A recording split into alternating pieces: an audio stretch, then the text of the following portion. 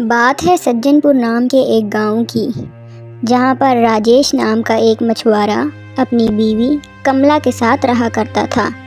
राजेश के घर में उसकी एक बूढ़ी माँ और 2 बच्चे थे। बेटे का नाम गोलू और बेटी का नाम सुनीता था। राजेश मछलियाँ पकड़कर बेचा करता था। उसके घर का खर्च बड़ी मुश्किल से चला करता था। गांव में एक ही तालाब था जहां से बहुत सारे मछुआरे मछलियां पकड़ते थे। गर्मियों का मौसम शुरू हो गया था और गर्मियों के बढ़ने के साथ साथ तालाब में मछलियों की कमी होती जा रही थी। राजेश अपने घर आया और हताश होकर अपनी बीवी कमला से बोला,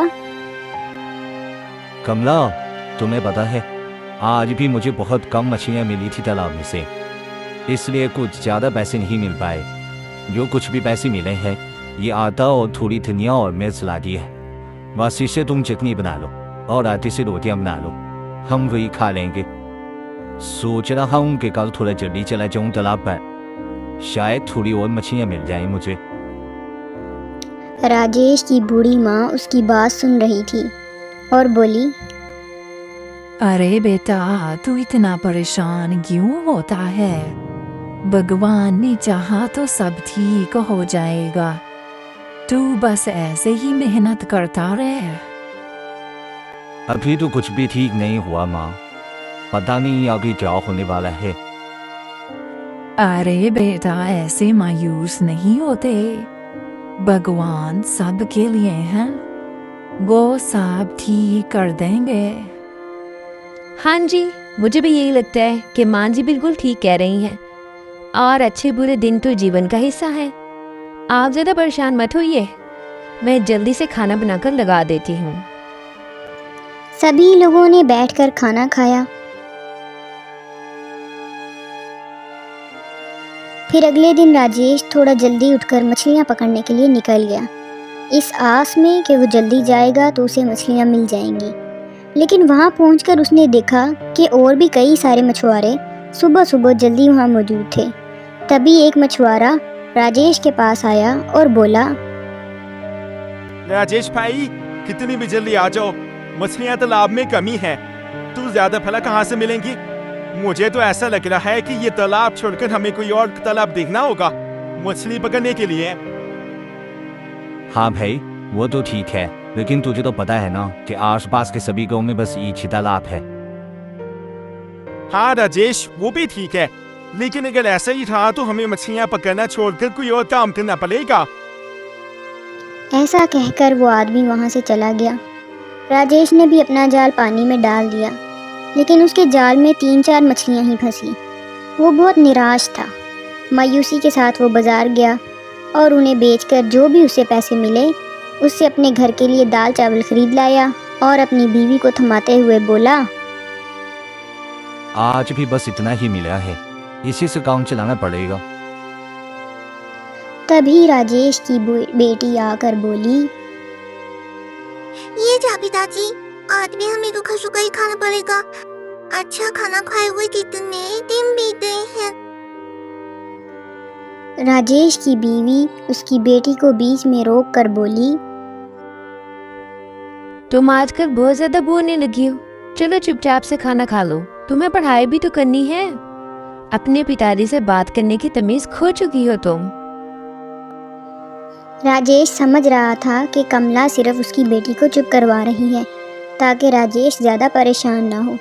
कमला ने जल्दी से दाल चावल बनाए और सभी ने खाना खाया। राजेश अपनी माँ के पास गया और उनके पास बैठते हुए बोला, माँ, कभी कभी तो मैं अपनी गुर्बत से बहुत परेशान हो जाता हूँ। भगवान जाने मेरी गुर्बत कब दूर होगी। तू फिक्र ना कर बेटा, तेरे पिताजी का और मेरा दोनों का आशीर्वाद हमेशा तेरे साथ है। आज नहीं तो कल सब अच्छा ही होगा। बस तू निराशा को अपने गले से मत लगने दे।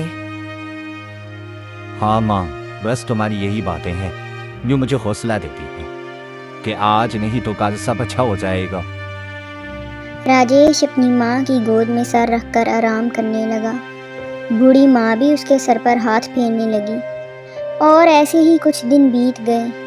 एक दिन जब राजेश घर आया तो उसकी बीवी कमला ने परेशानी से कहा, सुनिए जी, माँ जी की तबीयत कुछ ठीक नहीं लग रही मुझे, हमें इन्हें डॉक्टर को दिखाना होगा। ये सुनकर राजेश बहुत परेशान हो गया और बोला, कमला, तुम तो जानती हो कि मैं 2 वक्त का खाना बड़ी मुश्किल से ला पाता हूँ। अब माँ का इलाज कैसे कराऊं? अजी आप इतनी फिक्र ना करें, मैं पड़ोस वाली शीला दीदी से 500 रुपये मांग कर लाई हूँ। ये लीजिए 500 रुपये।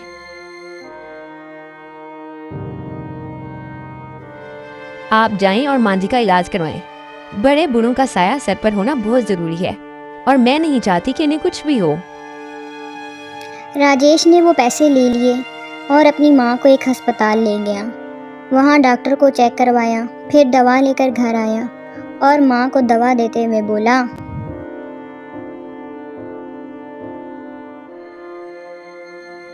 माँ जी, ये लीजिए दवाइयाँ और वक्त पर खाइएगा। बेटा, तुम लोगों को मेरे लिए इतना परेशान होने की जरूरत नहीं है। मेरा जीवन तो अब तकरीबन पूरा हो चुका है। मैंने सुना है कि कमला ने पड़ोस से कर्ज मांगकर ये पैसे लाए हैं। मेरे लिए इतनी फिक्र मत करो। परेशानी की क्या बात है माँ? आप हमारे लिए बहुत अहम है। आपकी जिंदगी से बड़ा हमारे लिए कुछ भी नहीं। अब ज़्यादा समझदारी मत दिखाइए, दवाई खाइए और जल्दी से ठीक हो जाइए। माँ ने राजेश के सर पर हाथ रखकर उसे आशीर्वाद दिया और दवा खाकर सो गई। अगली सुबह तकरीबन 11 बज चुके थे। कमला ने अपनी बेटी से कहा, दादी अभी तक उठकर बाहर नहीं आई, जरा जाकर देखो कि दादी क्यों नहीं उठी। इन्हें जगाकर बाहर ले आओ, तब तक मैं नाश्ता तैयार कर देती हूँ। राजेश की बेटी दादी के कमरे में गई तो उसने देखा कि दादी आंखें बंद किए सो रही हैं। उसने बहुत जगाया। उठो दादी माँ, बहुत देर हो गई है, माँ आपको बुला रही है। आप ही तो कहती थी कि अच्छे लोग ज्यादा देर तक नहीं सोते, सुबह उठना अच्छा होता है। दादी माँ उठो ना, उठ जाओ। लेकिन जब बहुत कोशिश के बावजूद भी दादी ना उठी तो उसने भागकर अपनी माँ को बुलाया और बोली, माँ, दादी तो उठी नहीं रही। मैंने बहुत जगाया मगर वो नहीं उठी। कमला दौड़ी दौड़ी कमरे में गई और देखा कि माँ जी का इंतकाल हो चुका था। माँ जी, आप हमें अकेला छोड़ दें। राजेश भी आया और माँ का आखिरी दीदार करके रोते हुए उनका आखिरी संस्कार किया।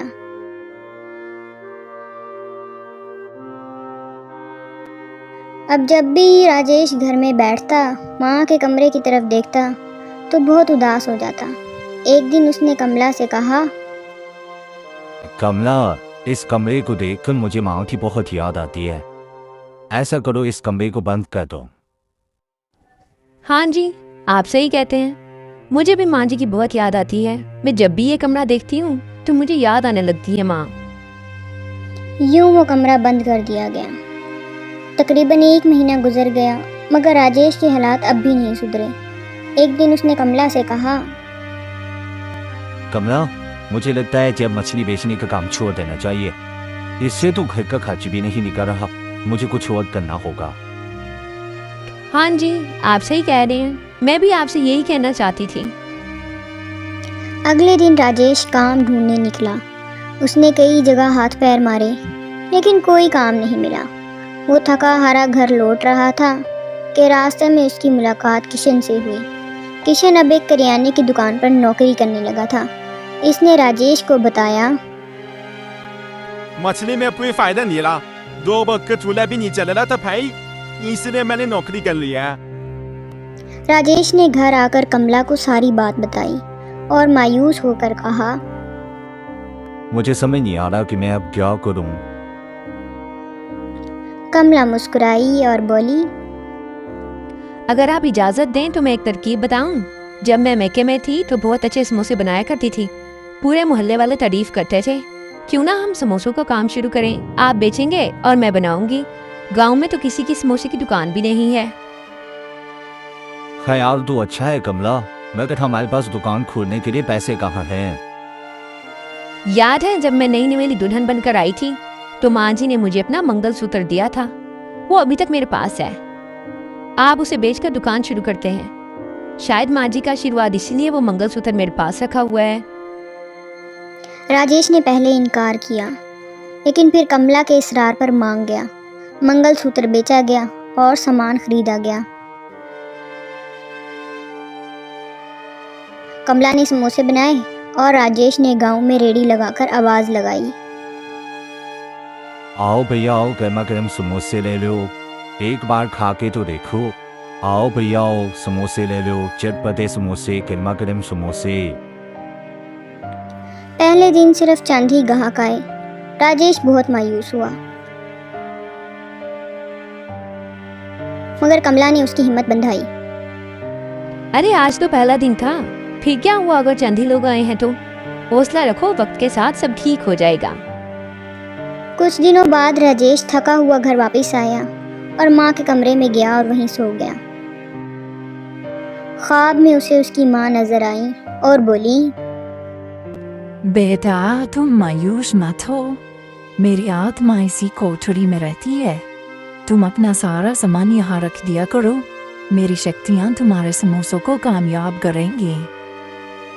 अगले दिन कमला ने सारा सामान कमरे में रख दिया। उस दिन से राजेश के समोसों की धूम मच गई। लोग दूर दूर से आने लगे। आस पड़ोस के गांव से उसके समोसे खाने के लिए आने लगे।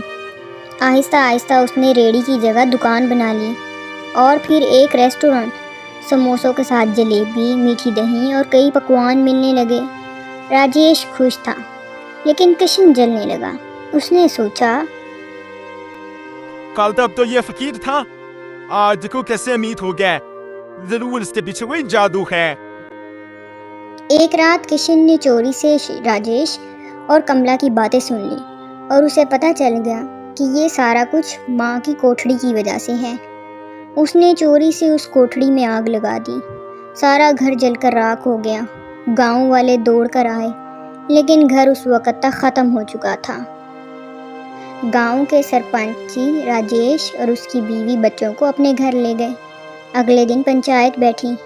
वीरा मासी ने गवाही दी और बोली, सेठ जी, रात हमारे घर आटा खत्म हो गया था। मैं कमला देवी से आटा मांगने गई, तभी मैंने अपनी आंखों से देखा कि किशन वहां से आग लगाकर भाग रहा था।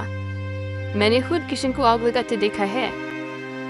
क्यों भाई किशन, कुछ कहना चाहते हो अपनी सफाई में? किशन खामोश था, क्योंकि किशन का सच पकड़ा गया था और वो गिड़गिड़ा कर बोला, राजेश भाई, मुझे पता है मैंने आपके साथ बहुत गलत किया। मुझे माफ कर दो। मेरे भी छोटे छोटे बच्चे, अगर मैं जेल लिया तो वो भूखे मरेंगे। गांव वाले चाह रहे थे कि उसे सजा मिले और उसको जेल भेजा जाए, मगर राजेश ने कहा,